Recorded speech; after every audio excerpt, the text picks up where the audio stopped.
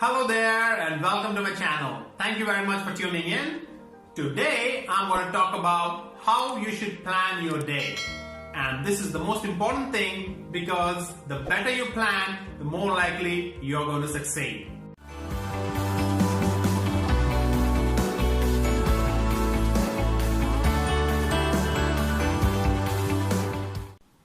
Alright, let's begin your day at 6:30 in the morning. Wake up. The first thing I suggest is wake up early. I'm an early riser. When I did my PhD, I was there in my office at say 5 o'clock in the morning. The reason I wanted to have a time when it was quiet and peaceful so I could focus on my studies, on my PhD. So if you are a morning riser, follow this plan and you will succeed.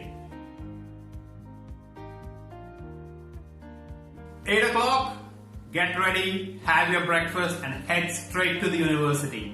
If you live close by to the university, take a walk to the university rather than drive. Take some fresh air that will help you throughout the day. 8:30 in the morning, reach your office, switch on your laptop or your computer, start writing. Get cracking for at least 2 hours. Write as much as you can in these first 2 hours. Your mind is really fresh early on in the morning. So I find this is the best time that you can get really good writing, get your ideas onto paper. Don't do anything else other than writing in the first 2 hours. If you have to schedule any meetings, try to do it after that first writing time that you have allocated in your daily plan. Don't get distracted. Don't switch on your email, don't check your email, and disable your internet on your mobile phone. Don't have any distractions, just focus and just write. 10:30. It's been 2 hours since you have started writing. Take a break. You deserve that break. And if you have achieved a milestone, like if you have written say 200 words or 300 words, and this was one of the milestones that you have planned, celebrate that. Have a cup of tea, go for a walk, stretch. Just give your brain a little bit of break for half an hour and then come back. 11 a.m.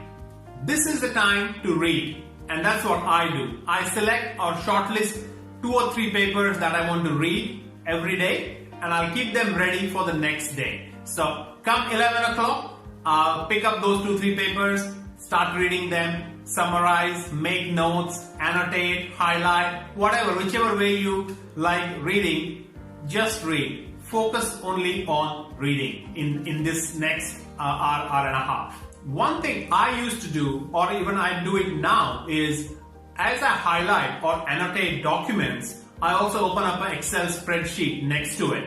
And I'll start making notes or copy and paste some ideas or thoughts or whatever I want to extract from that paper that I'm reading and put it in an Excel sheet.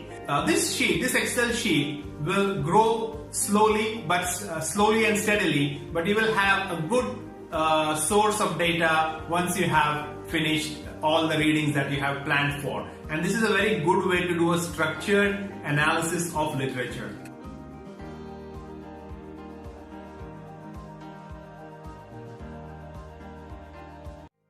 12:30. This is a time that you should do something non-PhD related.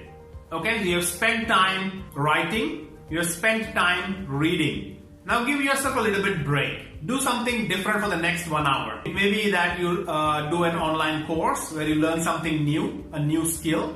Maybe something that you would be requiring later down the track in your PhD. Maybe it is a simulation tool that you need to learn, or you want to learn a new language. I don't know, something different, something out of your PhD time to give you that 1 hour break in between.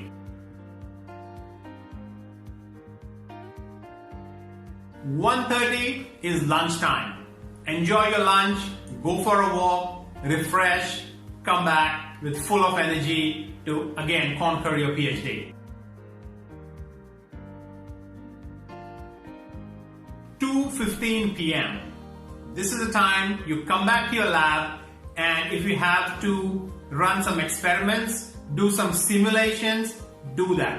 gather some results and compile those results in a document or in a database, whatever that may be. But do something related to data. So no writing, no reading. This is you're actually doing your research. It may be analyzing your qualitative or quantitative data. It could be running simulations and collecting or doing experiments.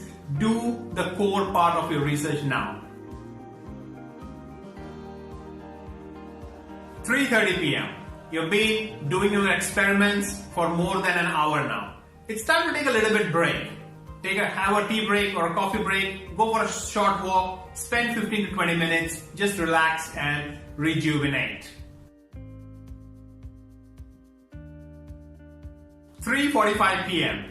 Come back to your lab. This is a time that I dedicate for collaboration. Communicate, network with your research community. It could either be face-to-face using Skype or going to meet somebody or making some posts on social media like LinkedIn or Twitter or ResearchGate or whichever social media platform that you are using. But this is a time to network, listen to people, share your ideas, get their feedback. 4:30 p.m. This is a time to prepare for tomorrow. What are you going to write? What are you going to read? Select a few papers, download it and keep it ready. And the third is, what are you going to experiment? Keep these three things planned for tomorrow. So when you come to work tomorrow morning, you don't have to think, oh, what is it that I'm going to write tomorrow? Or what should I read now? So be prepared, plan everything in advance. If you have to schedule any meetings tomorrow, maybe with your supervisor or with your colleague or somebody online, make that now. Send them an email, schedule an appointment, or send them an Outlook invite. Whatever you do, prepare that, plan that. 5 o'clock. This is the time to leave. Finish off, shut down your PhD, shut down your brain from PhD. It's your free time. Go to the gym, go for a drive. I've mentioned in some of my other videos what can you do to make your PhD more enjoyable. Do some of those activities.